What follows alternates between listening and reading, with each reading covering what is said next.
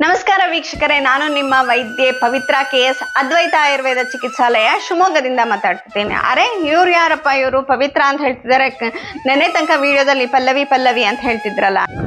ಹೀಗೆ ಮೇ 12ನೇ ತಾರೀಕು ಒಬ್ಬರು ಹೆಸರು ಬದಲಾಯಿಸ್ಕೊಂಡಿದ್ದಾರೆ. ಗೊತ್ತಾ ಯಾರದು ಅಂತ ಕೇಳಿದ್ರೆ PCOD ಅಂತ ಇತ್ತಲ್ವಾ, ಅದು ಇವಾಗ PMOS ಆಗಿರುವಂಥದ್ದನ್ನು ನಾವಿಲ್ಲಿ ನೋಡ್ಬೋದಾಗಿರುತ್ತೆ. ಆದರೆ ನಾನು ಹೆಸರು ಬದಲಾಯಿಸ್ಕೊಂಡಿಲ್ಲ, ನನ್ನ ಹೆಸರು ಡಾಕ್ಟರ್ ಪಲ್ಲವಿ KS ಅಂತಾನೆಯ. ಸೊ ತಮಾಷೆಗೆ ನಾನು ಹೇಳಿದೆ. ಸೊ ಈ ಒಂದು ಹೆಸರು ಯಾಕೆ ಬದಲಾವಣೆ ಆಯಿತು, ಇದರ ಹಿಂದೆ ಏನು ರಿಸರ್ಚ್ಗಳು ನಡೀತು, ಮತ್ತು ಇದರ ಪರಿಣಾಮ ನಮ್ಮ ದೇಹದಲ್ಲಿ ಹೇಗೆಲ್ಲ ಆಗತ್ತೆ, ಇದನ್ನು ನಿವಾರಣೆ ಹೇಗೆ ಮಾಡ್ಕೊಳ್ಳೋದು ಅಂತ ಹೇಳಿಬಿಟ್ಟು ಇವತ್ತು ನಾನು ನಿಮಗೆ ಹೇಳಲಿಕ್ಕೆ ಬಂದಿದ್ದೇನೆ. ಸೊ ಈ ಒಂದು PCOD ಅಂದರೆ ಎಲ್ಲರಿಗೂ ಗೊತ್ತು, ಪಾಲಿಸಿಸ್ಟಿಕ್ ಓವೇರಿಯನ್ ಸಿಂಡ್ರೋಮ್ ಅಂತ ಹೇಳಿ. ಪಾಲಿಸಿಸ್ಟಿಕ್ ಅಂತಂದರೆ ನಮ್ಮ ಓವೇರಿಯಲ್ಲಿ ಅಂಡಕೋಶದಲ್ಲಿ ಸಣ್ಣ ಸಣ್ಣ ಅಂಡಗಳ ಸಿಸ್ಟ್ಗಳು ಇರುವಂಥದ್ದು. ಅದು ನಿಮಗೆ ಸ್ಟ್ರಿಂಗ್ ಆಫ್ ಪರ್ಲ್ ಥರ, ಅಂದರೆ ತುಂಬ ಮಲ್ಟಿಪಲ್ ಇರುತ್ತೆ. ಅದು ಒಡೆದು ನಿಮಗೆ ಓವಮ್ ಆಗಿ ಅಂತಂದರೆ ಅಂಡವಾಗಿ ಹೊರಗಡೆ ಬರೋದಿಲ್ಲ. ಆದ್ದರಿಂದ ನಾವೇನು ಹೇಳ್ತೀವಿ, ಅದು ಅಲ್ಲೇ ಕೂತ್ಕೊಂಡಿರೋದ್ರಿಂದ ಪಾಲಿಸಿಸ್ಟಿಕ್ ಓವೇರಿಯನ್ ಸಿಂಡ್ರೋಮ್ ಅಂತ ಹೇಳ್ತೀವಿ. ಅದು ನಾವೇನು ಅಂದ್ಕೊಂಡಿದ್ವಿ ಅಂದರೆ, ಮುಂಚೆ ಏನು ಅಂದ್ಕೊಂಡಿದ್ರು ಅಂತಂದರೆ ಅದು ಬರೀ ಅಂಡಾಶಯಕ್ಕೆ ಸಂಬಂಧಪಟ್ಟಿರುವಂತಹ ಕಾಯಿಲೆ ಮಾತ್ರ. ಸೊ ಅಂಡಾಶಯಕ್ಕೆ ಮೇಯ್ನಾಗಿ ಅದಕ್ಕೆ ಸಂಬಂಧಪಟ್ಟಿರೋದು. ನಂತರದಲ್ಲಿ ಅದು ಬೇರೆ ಬೇರೆ ದುಷ್ಪರಿಣಾಮಗಳನ್ನು ದೇಹದ ಮೇಲೆ ಬೀರುತ್ತೆ ಅಂತ ಅಂದ್ಕೊಂಡಿರೋ ಅಂಥದ್ದನ್ನು ನಾವಿಲ್ಲಿ ನೋಡ್ಬೋದಾಗಿರುತ್ತೆ. ಆದರೆ ಈಗ ರಿಸರ್ಚ್ಗಳು ಏನು ಹೇಳುತ್ತೆ ಅಂತಂದರೆ, ನಮ್ಮ ದೇಹದಲ್ಲಿರುವಂತಹ ಬೇರೆ ಬೇರೆ ಕಾಯಿಲೆ ಅಥವಾ ಬೇರೆ ಬೇರೆ ದುಷ್ಟವಾಗಿರುವಂತಹ ಟಾಕ್ಸಿನ್ಸ್ಗಳ ಪರಿಣಾಮವಾಗಿ ನಾವು ದೋಷಗಳ ಪರಿಣಾಮ ಅಂತಲೂ ಹೇಳ್ಬಹುದಾಗಿರುತ್ತೆ. ದೋಷಗಳ ಪರಿಣಾಮವಾಗಿ ಒಂದು ಬೈ ಪ್ರಾಡಕ್ಟ್ ಆಗಿ ಬರುವಂತಹ ಒಂದು ಸಿಂಪ್ಟಮ್ಸ್ ಅದು ಓವರಿದಾಗಿರುತ್ತೆ. ಅಂದರೆ ಅದು ಬೇರೆ ಬೇರೆ ಥರದ ಸಿಂಪ್ಟಮ್ಸನ್ನು ತೋರಿಸುತ್ತೆ. ಮುಖದ ಮೇಲೆ ತುಂಬ ಮೊಡವೆ ಬರುವಂಥದ್ದು, ಹೆಂಗಸರಲ್ಲಿ ಗಡ್ಡ ಬರುವಂಥದ್ದು, ಹೆಂಗಸರಲ್ಲಿ ಮೀಸೆ ಬರುವಂಥದ್ದು, ತಲೆ ಕೂದಲು ಬಾಲ್ಡ್ ಆಗುವಂಥದ್ದು, ತುಂಬ ದಪ್ಪ ಆಗುವಂಥದ್ದು, ಸೋಮಾರಿತನ ಇರುವಂಥದ್ದು, ಆಮೇಲೆ ನಡಿಲಿಕ್ಕೆ ಕಷ್ಟ ಆಗುವಂಥದ್ದು, ಆಮೇಲೆ ತುಂಬ ಬೆವರು ಕೆಟ್ಟು ವಾಸನೆ ಬರುವಂಥದ್ದು, ಕುತ್ತಿಗೆಯಲ್ಲೆಲ್ಲ ಕಪ್ಪು ಕಪ್ಪು ಆಗುವಂಥದ್ದು, ಇದೆಲ್ಲ ನಾವು ನೋಡಬಹುದಾಗಿರುತ್ತೆ. ಸೊ ಇದರ ಜೊತೆಗೆ ಏನು ಮಾಡುತ್ತೆ ಅಂತಂದರೆ, ನಮ್ಮ ಅಂಡಕೋಶದಿಂದ ಅಂಡಾಣುಗಳು ಬಿಡುಗಡೆ ಆಗದೆ ಇರೋ ಹಾಗೆ, ಅದೇನಿರುತ್ತೆ ಸಣ್ಣದಾಗಿ ಸಿಸ್ಟಾಗಿ ಎಲ್ಲರಿಗೂ ಇರುತ್ತೆ, ಅದು ದೊಡ್ಡದಾಗಬೇಕು. ಪ್ರತಿ ತಿಂಗಳು ಅದು ದೊಡ್ಡದಾಗಿ ಒಂದು ಅಂಡವಾಗಿ ಅದು ಬಿಡುಗಡೆ ಆಗಬೇಕಾಗಿರುತ್ತೆ. ಆಗದೆ ಇರೋ ಹಾಗೆ ಅದು ನೋಡ್ಕೊಳುತ್ತೆ. ಅದು ಕೂಡ ಒಂದು ಭಾಗವಾಗಿರುತ್ತೆ. ಉಳಿದಿರೋಂಥ ದೇಹದಲ್ಲಿ ಸಾಕಷ್ಟು ಅದು ಕಿತಾಪತಿಯನ್ನ ಮಾಡಿಕೊಂಡು ಬಂದಿರೋವಂಥದ್ದನ್ನ ನೋಡಬಹುದಾಗಿರುತ್ತೆ. ಹಾಗಾದ್ರೆ PMOS ಅಂದ್ರೆ ಏನು, ಇದರ ಫುಲ್ ಫಾರ್ಮ್ ಏನು ಅಂತಂದ್ರೆ, P ಅಂತಂದ್ರೆ ಪಾಲಿ ಎಂಡೋಕ್ರೈನ್ ಅಂತ ಹೇಳ್ಬಹುದಾಗಿರುತ್ತೆ. ಪಾಲಿ ಎಂಡೋಕ್ರೈನ್ ಅಂತಂದ್ರೆ, ಎಂಡೋಕ್ರೈನ್ ಅಂದರೆ ಹಾರ್ಮೋನ್ಸಿಗೆ ರಿಲೇಟ್ ಆಗಿರುವಂಥದ್ದು.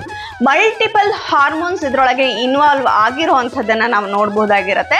ಹಾಗೆ ಮೆಟಬಾಲಿಕ್ ಅಂದರೆ, M ಅಂದರೆ ಮೆಟಬಾಲಿಕ್ ಅಂತಂದರೆ ನಿಮ್ಮ ಜೀರ್ಣಕ್ರಿಯೆ, ನಿಮ್ಮ ತಿಂದಿದ್ದು ಚೆನ್ನಾಗಿ ಜೀರ್ಣ ಹೇಗೆ ಆಗ್ತಾ ಇದೆ ಅದರ ಮೇಲೆ ಕೂಡ ಇದು ನಿರ್ಭರವಾಗಿರುವಂಥದ್ದನ್ನು ನಾವಿಲ್ಲಿ ನೋಡಬಹುದಾಗಿರುತ್ತೆ. ಹಾಗೆ ಮೂರನೇದು ಓವರಿ ಮೇಲೂ ಕೂಡ ಇದು ನಮಗೆ ಓವೇರಿಯನ್ ಅಂತ ಏನು ಹೇಳ್ತೀವಿ, ಓವರಿ ಮೇಲೂ ಕೂಡ ಇದು ಪರಿಣಾಮ ಬೀರುವಂಥದ್ದನ್ನು ನೋಡ್ಬೋದಾಗಿರುತ್ತೆ. ಇವೆಲ್ಲದರಗಳ ಒಂದು ಸಮೂಹವಾಗಿ ಸಿಂಡ್ರೋಮ್ ಅಂತ ಹೇಳುವಂಥದ್ದನ್ನು ನಾವಿಲ್ಲಿ ನೋಡಬಹುದಾಗಿರುತ್ತೆ. ಅಂದರೆ ಪಾಲಿ ಎಂಡೋಕ್ರೈನ್ ಹಾರ್ಮೋನ್ಸ್ ಇನ್ವಾಲ್ವ್ ಆಗಿರೋದು, ಮೆಟಬಾಲಿಕ್ ಅಂದರೆ ನಿಮ್ಮ ಜೀರ್ಣಕ್ರಿಯೆ ಇನ್ವಾಲ್ವ್ ಆಗಿರುವಂಥದ್ದು, ಓವೇರಿಯನ್ ಅಂತಂದರೆ ನಿಮ್ಮ ಅಂಡಕೋಶ ಇನ್ವಾಲ್ವ್ ಆಗಿರುವಂಥದ್ದು. ಇವೆಲ್ಲದರ ಸಿಂಪ್ಟಮ್ಸ್ ಸೇರಿ ಅದಕ್ಕೆ ಸಿಂಡ್ರೋಮ್ ಅಂತ ಹೇಳುವಂಥದ್ದನ್ನ poly endocrine metabolic ovarian syndrome PMOS ಆಗಿರುವಂಥದ್ದನ್ನು ನಾವಿಲ್ಲಿ ನೋಡಬಹುದಾಗಿರುತ್ತೆ. ಹಾಗಾದರೆ ಇದನ್ನು ನಾವು ಹೇಗೆ ನಿವಾರಣೆ ಮಾಡ್ಕೊಳ್ಬಹುದಾಗಿರುತ್ತೆ ಅಂತಂದರೆ, ಆಬ್ವಿಯಸ್ಲಿ ಏನು ಅಂತಂದರೆ, ನಾವು ತಗೊಳ್ಳೋದನ್ನು ಸ್ವಲ್ಪ ಕಡಿಮೆ ಮಾಡಿ ಕೊಡೋದನ್ನು ಸ್ವಲ್ಪ ಜಾಸ್ತಿ ಮಾಡಬೇಕಾಗತ್ತೆ. ಹಾಗಂದ್ರೆ ಏನು ತಗೋಬೇಕು, ಏನು ಕೊಡಬೇಕು ಅಂತ ಡೌಟ್ ಇದೆ ಅಲ್ವಾ? ಸೊ ತಗೊಳ್ಳುವಂಥದ್ದು ಅಂತಂದರೆ ಆಹಾರ ತಗೊಳ್ಳುವಂಥದ್ದನ್ನು ಕಡಿಮೆ ಮಾಡಬೇಕಾಗಿರುತ್ತೆ, ಎನರ್ಜಿ ಕೊಡುವಂಥದ್ದನ್ನು ಜಾಸ್ತಿ ಮಾಡಬೇಕಾಗಿರುತ್ತೆ. ಅಂದರೆ ನಾವೇನು ಮಾಡ್ತೀವಿ, 3 ಹೊತ್ತು 4 ಹೊತ್ತು ಚೆನ್ನಾಗಿ ತಿಂತೀವಿ, ಜಂಕ್ಸನ್ನು ತಗೊಳ್ತೀವಿ, ತುಂಬ ಕ್ಯಾಲರೀಸ್ ಇರುವಂತಹ ಫುಡ್ಗಳನ್ನು ತಗೊಳ್ತೀವಿ. ಆದರೆ ಏನು ಮಾಡ್ತೀವಿ, ಇಡೀ ದಿನ ಒಂದು ಮೊಬೈಲ್ ನೋಡ್ತಾ ಇರ್ತೀವಿ, ಇಲ್ಲ TV ಮುಂದೆ ಸೋಫಾದ ಮೇಲೆ ಮಲ್ಕೊಂಡಿರುವಂಥದ್ದನ್ನು ನಾವಿಲ್ಲಿ ನೋಡಬಹುದಾಗಿರುತ್ತೆ.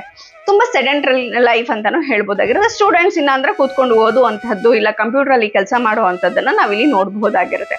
ಸೊ ಈ ಥರದನ್ನು ಮಾಡದೆ ನಾವು ನಿಯಮಿತವಾಗಿ ದಿನಕ್ಕೆ ದಿನಕ್ಕೆ 2 ಬಾರಿ ಆಹಾರವನ್ನ ಸೇವನೆ ಮಾಡಬೇಕು. ಮಧ್ಯ ಮಧ್ಯದಲ್ಲಿ ಜಂಕ್ಸ್ ಆಗಲಿ ಅಥವಾ ಟೀ ಕಾಫಿ ಆಗಲಿ ಯಾವುದನ್ನು ಸೇವನೆ ಮಾಡದೆ ದಿನಕ್ಕೆ 2 ಬಾರಿ ಆಹಾರ ಸೇವನೆ ಮಾಡುವಂಥದ್ದನ್ನ ನಾವು ಅಭ್ಯಾಸವನ್ನ ಮಾಡ್ಕೊಳ್ಬೇಕಾಗಿರುತ್ತೆ. ಅದರೊಳಗೆ ಒಂದೇ ರೀತಿಯ ಆಹಾರವನ್ನ ತಗೊಳ್ಬಾರ್ದು. ಮಲ್ಟಿಪಲ್ ಅಂತಂದ್ರೆ ತರಕಾರಿಯ ಪಲ್ಯ, ಸಾಂಬಾರು, ತವ್ವೆ, ದಾಲು, ಮಜ್ಜಿಗೆ ಇವುಗಳೆಲ್ಲ ಇರುವಂತ ಆಹಾರವನ್ನ ಸೇವನೆ ಮಾಡಬೇಕಾಗಿರುತ್ತೆ. ಹಾಗೆ ಜಂಕ್ಸ್ಗಳನ್ನ ಕಂಪ್ಲೀಟ್ ಆಗಿ ಅವಾಯ್ಡ್ ಮಾಡಬೇಕಾಗಿರುತ್ತೆ. ಯಾವುದೋ ಒಂದು ಚಿತ್ರಾನ್ನ ಮಾಡಿಕೊಂಡು ಇಡೀ ದಿನ ಸೇವನೆ ಮಾಡೋದು ಕಂಪ್ಲೀಟ್ ಆದ ಫುಡ್ ಅಲ್ಲ ಆಗಿರುತ್ತೆ. ಹಾಗೆ ನಿಯಮಿತವಾಗಿ ಪ್ರತಿನಿತ್ಯ ನೀವು 1 ಗಂಟೆ ವ್ಯಾಯಾಮ ಮಾಡೋದು ಕೂಡ ಇದು ಬಹಳ ಮುಖ್ಯ ಆಗಿರುತ್ತೆ. ಯಾಕೆಂದ್ರೆ ನಾವು ಮುಂಚೆ ಹೆಣ್ಮಕ್ಳು ವರ್ಸೋದು ಅಥವಾ ಅರಿಯೋ ಅಂಥದ್ದು, ಬಟ್ಟೆ ಒಗೆಯೋ ಅಂಥದ್ದು ಎಲ್ಲದನ್ನೂ ಕೂಡ ಕೈಯಲ್ಲಿ ಮಾಡ್ತಾ ಇದ್ವಿ. ಇವತ್ತು ಎಲ್ಲದಕ್ಕೂ ಮೆಷಿನ್ಸ್ ಬಂದಿರೋದ್ರಿಂದ ನಮಗೆ ಸೆಡೆಂಟ್ರಿ ಲೈಫ್ ತುಂಬ ಜಾಸ್ತಿ ಆಗಿದೆ. ಅದಕ್ಕಾಗಿ ನಾವು ಜಿಮ್ಗೆ ಹೋಗ್ತೀವಿ, 2 ದಿನ ಹೋಗ್ತೀವಿ, 3 ದಿನ ಬಿಡ್ತೀವಿ, ಮತ್ತೆ 1 ತಿಂಗಳು ಹೋಗಲ್ಲ, 1 ತಿಂಗಳು ಹೋಗ್ತೀವಿ. ಈ ಥರದನ್ನ ಮಾಡ್ಕೊಂಡು ಏನು ಮಾಡ್ತೀವಿ, ನಮಗೆ ನಿಯಮಿತವಾದ ಎಕ್ಸಸೈಸ್ಗಳು ಇರೋದಿಲ್ಲ.